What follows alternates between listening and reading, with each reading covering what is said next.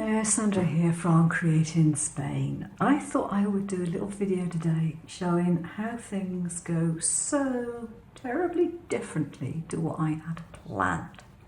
This is probably the ugliest card front I've ever seen.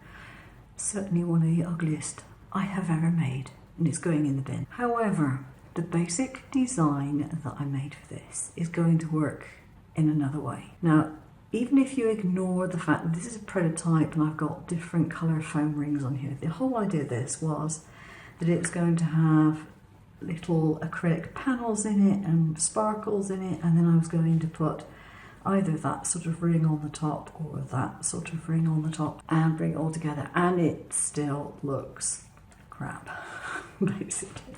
So I'm junking that. But I've cut it out of another piece of card as well. And originally I thought, no, the design itself just isn't going to work. It's just not going to look nice. End of story. And then I had this printout that I've done of some background colours, basically. And I put this piece over this piece here, which in fact was only just a big enough print to cover those holes at all.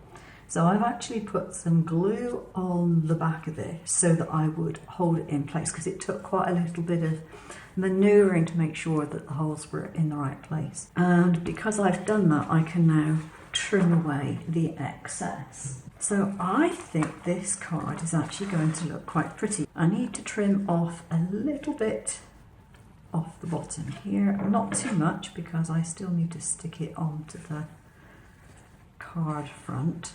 And I do not want to have any gaps there, so just a little bit. So I've got some no wrinkle glue, which is what I am using to stick this down, because as the name suggests, no wrinkle. I'm going to be sticking it onto a basic card panel, so I don't have to really worry about it a great deal. But I just want to make sure it's not going to come up from the front. That is basically my front panel, but it's the same size as my card front, and I think it would be better if it were cut down just a little bit. I need to clean this mat off because I'm pretty sure I've got glue and various other things on it. So now I can see what it looks like with a little border. Now I think I need to take a bit more off of that because I don't think the border shows up enough. But if I put it to the top left, like so, that is another alternative. So you could line it with the top left and just have the border on two sides. I actually think that looks quite nice. So maybe I'll do that instead. So this is the finished card. All I've done is added a few little sparkly gems onto it. That's it.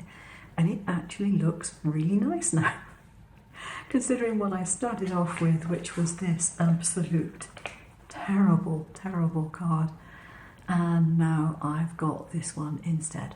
Now, admittedly, I had cut this out originally twice, once out of this purple and once out of this embossed card that I've had lying around for absolutely years. But the basic design is the same. The cutout is exactly the same. They just look completely and utterly different. This one I really like. I think that's a nice one. Great card for just saying hello to somebody, sending them a note saying you're thinking of them or whatever.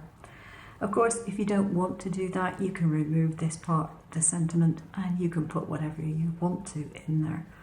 Either making it so that it's a cutout or just one that you stick on. Choice is yours. Okay, that's it for today. If you like it, subscribe and you'll get plenty more ideas. And also don't forget that my designs are done in SVG format, so you can use them whatever cutting machine you've got pretty much. You just import your SVG into your normal cutter software and off you go.